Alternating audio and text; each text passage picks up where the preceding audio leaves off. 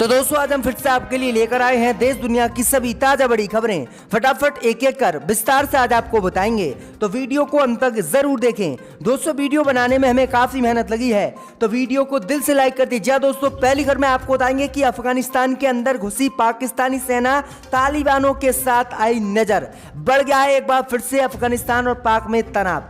तो वहीं आपको बताएंगे दोस्तों कि मोदी अमित शाह को जासूसी कराना पड़ा नेताओं की भारी, कोर्ट पहुंचा मामला। सांसदों ने एसआईटी से जांच कराने की कोर्ट से की है मांग। मोदी अमित शाह को हो सकती है इस मामले में जेल। तो वहीं आपको बताएंगे दोस्तों कि हरियाणा की भाजपा सरकार ने मोदी अमित शाह की खोली पोल। किसान आंदोलन में मरने वाले किसानों की बताई संख्या, मच गया है भाजपा में बवाल। तो वहीं आपको बताएंगे दोस्तों कि एलोपैथी पर विवादित बयान देना बाबा रामदेव को पड़ा भारी। आज कोर्ट करेगा सुनवाई, बाबा रामदेव को हो सकती है जेल। तो वहीं आपको बताएंगे दोस्तों कि बांग्लादेश जा रहे 15 रोहिंग्या मुसलमानों को भाजपा सरकार ने असम में किया गिरफ्तार, लगाए हैं घुसपैठियों के आरोप। तो वहीं आपको बताएंगे दोस्तों कि प्रियंका गांधी ने मोदी से की है कृषि कानून रद्द करने की मांग, कहा सरकार तत्काल ले कृषि कानून को वापस।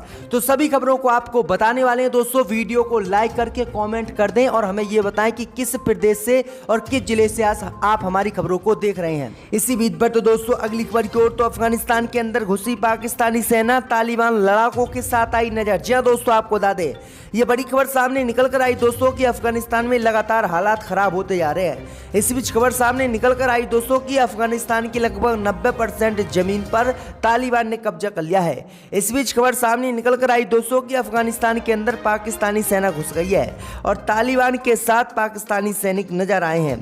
दरअसल आपको बता दें कि बीते दिनों अफगानिस्तान से लगती सभी सीमाओं पर पाकिस्तान ने अपनी सेना को तैनात कर दिया था। पाकिस्तान को डर था कहीं तालिबान पाकिस्तान पर हमला ना कर दे और पाकिस्तान में ना घुस जाए, लेकिन तालिबानों ने पाकिस्तान पर तो हमला नहीं किया, लेकिन अफगानिस्तान के अंदर पाकिस्तानी सेना ही घुस गई है। जी हाँ दोस्तों, ये बड़ी अपडेट आ रही दोस्तों।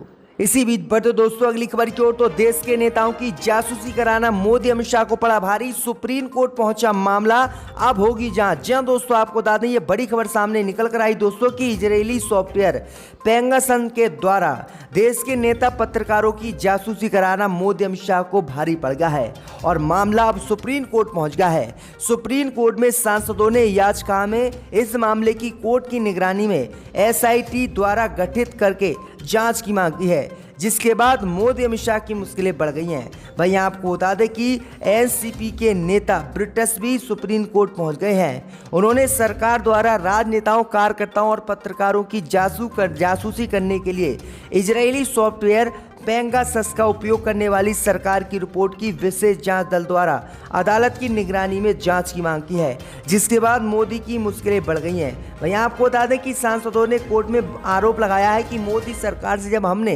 पेगासस मामले पर जांच कराने की मांग की तो सरकार ने इसका कोई जवाब नहीं दिया, यानी मोदी सरकार ने जासूसी कराई है देश के नेताओं की। नहीं तो सरकार को कहना चाहिए था कि हम जांच कराने के लिए तैयार हैं, लेकिन मोदी सरकार जांच से पीछे हटी तो कोर्ट में जाकर अब सांसदों ने जांच की मांग कोर्ट से कर दी है।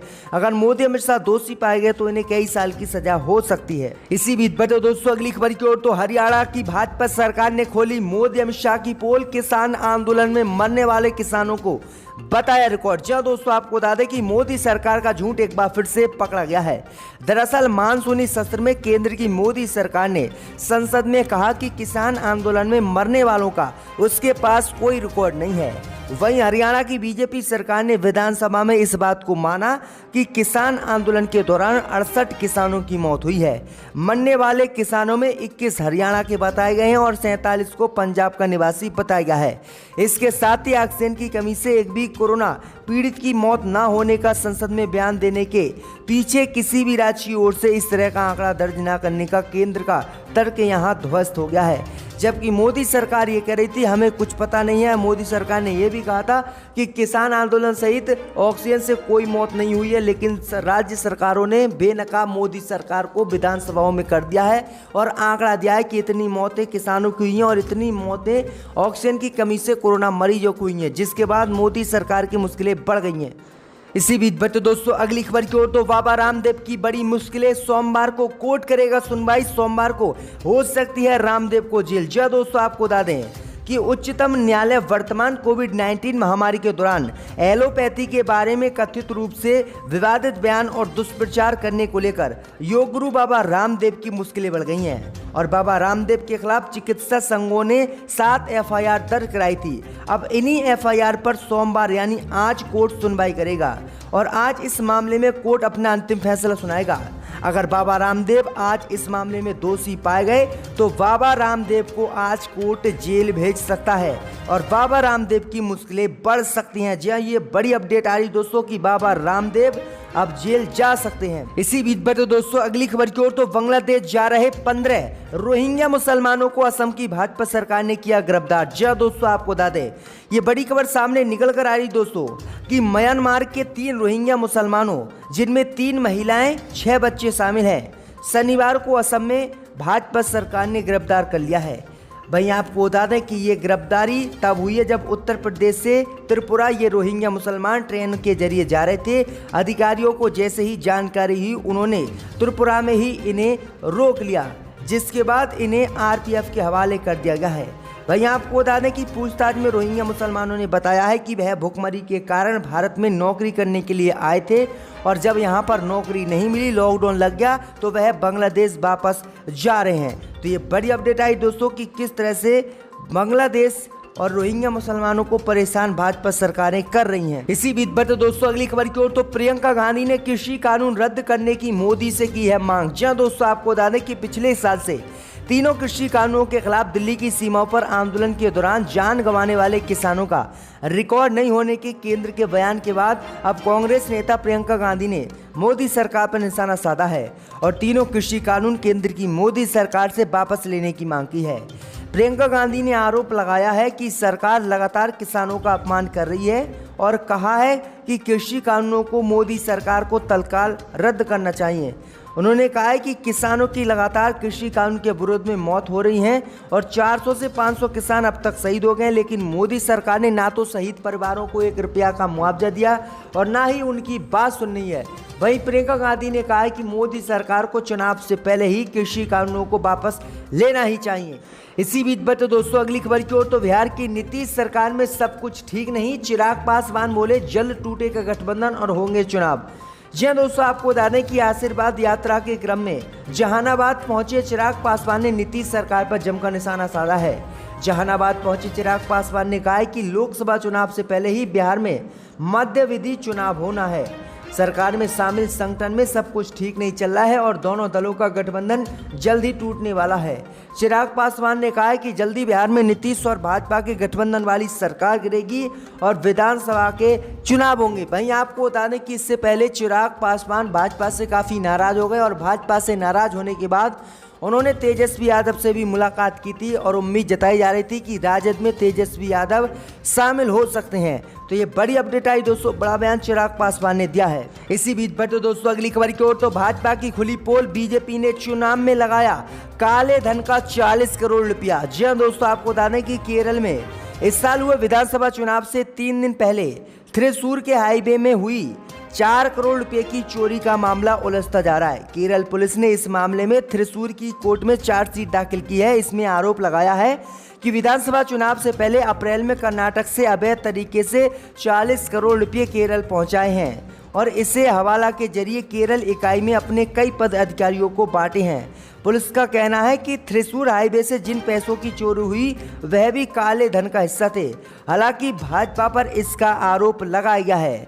कर्नाटक सरकार में जो पुलिस है उसने दावा किया है कि 4 करोड़ रुपये सरकार ने भाजपा की यहां पर चुनाव में खर्च किए हैं और 40 करोड़ रुपए का काला धन पार्टी को दिया गया है। तो किस तरह से काले धन का जबरदस्त उपयोग भाजपा कर रही है और जबकि प्रधानमंत्री मोदी देश में ताल ठोकते हैं कि काले धन को मैं वापस लाऊंगा, लेकिन उनकी ही पार्टी काले धन से चल रही है। तो आपकी क्या राय है इस खबर पर हमें जरूर बताएं दोस्तों। इसी बीच पर तो दोस्तों अगली खबर की ओर तो अखिलेश यादव की मौजूदगी में सपा लखनऊ में लगवाएगी भगवान परशुराम की मूर्ति। हर जिले में होगा ब्रह्मांड सम्मेलन। जी दोस्तों, आपको बता दें कि ब्रह्मांड वोटरों को लेकर यूपी में राजनीतिक संग्राम छिड़ गया है।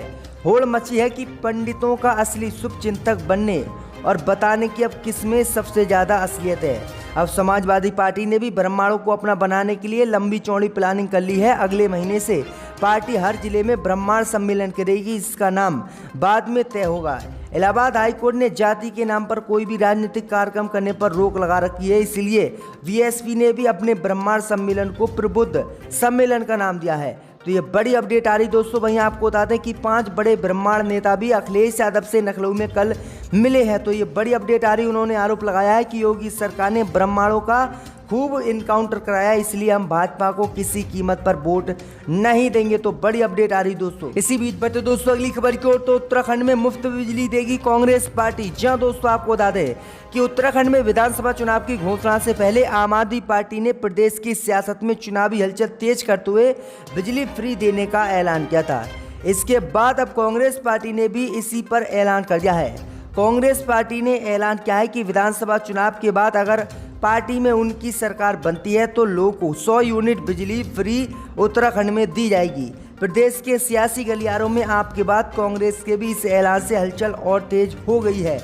तो ये बड़ी अपडेट आई दोस्तों कि दोनों पार्टियों ने उत्तराखंड में फ्री बिजली देने का ऐलान कर दिया है। इसी बीच तो दोस्तों अगली खबर की ओर। तो बंगाल में भाजपा नेता को ममता बनर्जी को भारी कहना पड़ा भारी, अब राजद्रोह का केस हुआ दर्ज। जब दोस्तों आपको बता दें कि उत्तर बंगाल में अलग राज्य की मांग का बीजेपी सांसद जॉन बिरला ने समर्थन किया था और मुख्यमंत्री ममता बनर्जी को भारी बताया था। अब इसी मामले को लेकर KLO प्रमुख जीवन सिंह के खिलाफ UPA के तहत मामला दर्ज बंगाल में कर लिया गया है। जी दोस्तों आपको बता दें कि उन्होंने ममता बनर्जी को भारी बताया था। अब इसी भारी बताना भाजपा नेता को भारी पड़ गया और ममता बनर्जी ने राजद्रोह का केस इस नेता पर दर्ज करा दिया है। तो बड़ा झटका लगा है। इसी बीच तो दोस्तों अगली खबर की ओर। तो पंजाब में बोले सिद्धू, कृषि कानून का विरोध करने वाले किसान जहां बुलाएंगे मैं नंगे पांव उनसे मिलने जाऊंगा। जी दोस्तों आपको बता दें कि पंजाब कांग्रेस के नवयुक्त अध्यक्ष नवजोत सिंह सिद्धू ने शनिवार को कहा कि उनके लिए संयुक्त किसान मोर्चा की जीत शीर्ष प्राथमिकता है और केंद्र के कृषि कानून का विरोध कर रहे किसान जहां भी उन्हें बुलाएंगे उनसे मिलने वह नंगे पांव जाएंगे। संयुक्त किसान मोर्चा केंद्र सरकार के 3 कृषि कानून का विरोध कर रहे हैं। किसान संगठनों का संघ है ये। भाई आपको बता दें कि पिछले साल मोदी सरकार ने नए 3 कृषि कानून को देश में लागू किया था और इसी का विरोध कर रहे हैं। भाई आपको बता दें कि जब नवजोत सिंह सिद्धू पंजाब कांग्रेस के अध्यक्ष बने थे तब किसानों ने इन्हें काले झंडे दिखाए थे, जिसके बाद नवजोत सिंह सिद्धू ने ये बयान जारी किया है। इसी बीच तो दोस्तों अगली खबर की ओर। तो इजराइल द्वारा जासूसी कराने का मामला एक बार फिर से बढ़ा। फोन टैपिंग मामले को लेकर फ्रांस के राष्ट्रपति ने इजराइल के पीएम से की बात। जी दोस्तों आपको बता दें कि इजरायली सॉफ्टवेयर पेगासस जासूसी मामले ने भारत के साथ साथ कई और देशों में भी बवाल मचा हुआ है। दरअसल फ्रांस के राष्ट्रपति इमैनुअल मैक्रोन ने मोरक्को के सुरक्षा बलों द्वारा पेगासस स्पाईवेयर के जरिए उनके मोबाइल फोन की जासूसी करने की खबरों के बीच इजराइल के प्रधानमंत्री नफ्ताली बेनेट से बात की है। एक वैश्विक मीडिया संघ ने पिछले सप्ताह खबर दी थी कि पेगासस मालवेयर के इस्तेमाल से 50,000 से अधिक मोबाइल फ़ोन नंबरों की जासूसी की जा रही है। अब इसी को लेकर फ्रांस ने अब जो है इजराइल से बात की है और फ्रांस ने आरोप लगाया है कि अगर आप इस तरह से जासूसी देश में कराओगे तो ये ठीक नहीं होगा और आप पे हम कार्रवाई करेंगे। तो ये बड़ी अपडेट आ रही दोस्तों। सस्पेंड किया गया है, इनकी मुअत्तली को वापस लिया जाए।